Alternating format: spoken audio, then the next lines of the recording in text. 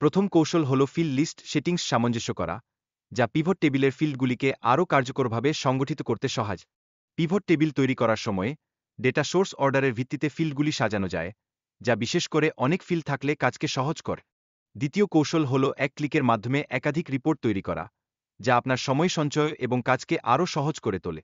Pivot টেবিলে বিভিন্ন গ্রাহকের জন্য বিভিন্ন রিপোর্ট তৈরি করা সম্ভব, যেখানে গ্রাহক নাম ফিল্টার করে একাধিক রিপোর্ট পাওয়া যায়।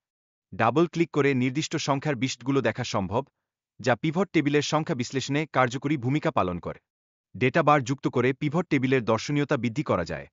কন্ডিশনাল ফরম্যাটিং ব্যবহার করে এটি করা যেতে পারে।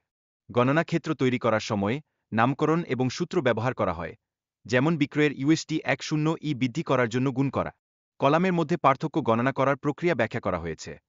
জুন এবং জুলাইয়ের মধ্যে বিক্রয়ের পার্থক্য নির্ধারণের জন্য বিশেষ কৌশল ব্যবহার করা হয়েছে। সঠিক ভিত্তি ক্ষেত্র নির্বাচন করা অত্যন্ত গুরুত্বপূর্ণ, যা পূর্ববর্তী কলাম থেকে পার্থক্য গণনা করতে সহজ।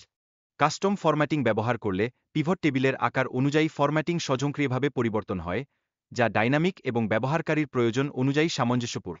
নেতিবাচক সংখ্যা চিহ্নিত করতে রং কোডিং ব্যবহার করা হয়, যা ডেটার বিশ্লেষণকে সহজ করে তোলে।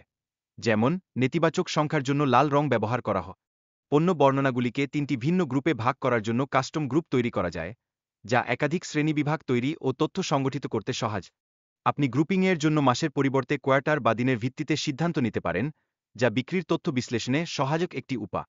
পিভট টেবিলে টাইমলাইন যুক্ত করলে নির্দিষ্ট মাস বা দিনের ভিত্তিতে ডেটা দেখা সম্ভব, যা বিশ্লেষণকে উন্নত করে।